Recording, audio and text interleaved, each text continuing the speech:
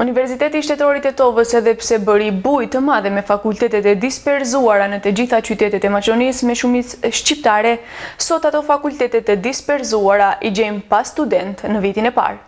Sidomos, degët e USHT-s në Kërqov mbyllin dyert për studentët e rinj.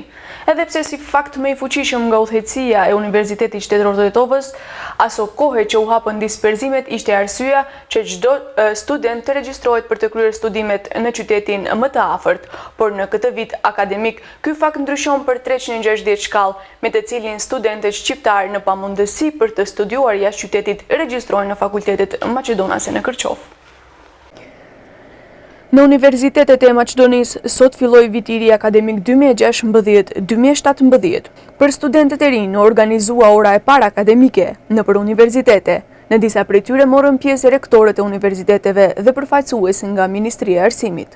Por një fakt të këtillë nuk e patën mbi 120 maturantëve të kërqovar, për të cilët dyert e Universitetit Shtetëror të Tetovës, degët e disperzuara në Kërqov, tani më u mbyllën. Studentët të cilët janë regjistruar një vit më përpara do të vazhdojnë deri në përfundim të ciklit të rregullt të studimeve 4 vjeçare. Sot, me që është dita e parë e vitit të ri akademik, ekipi i televizionit Gura ishte i pranishëm në ambientet e Universitetit Shtetëror të Tetovës Dega në Kërqov, ku tentuam të mësojmë diçka më tepër se çfarë po ndodh me regjistrimin e studentëve të rinj në degët përkatëse që veprojnë në Kërqov. Por përfaqësuesit e administratës na udhëzuan që për informata më të hollësishme lidhur me faktin se pse janë mbyllur dyert për studentët e rinj, të drejtohemi tek zyra për informim pranë Universitetit Shtetëror të Tetovës në Tetov. Ne tentuam disa herë që ta kontaktojmë në telefon personin përgjegjës, mirë po telefonatave tona nuk i u përgjigj askush.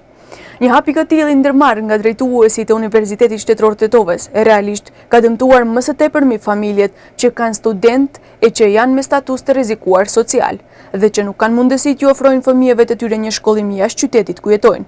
Ajo që më së tepërmi na dhemt neve si shqiptar të Kërqovës është se studentët shqiptar në pamundësi për të studiuar jashtë qytetit regjistrohen në fakultetet maqedonase në Kërqov.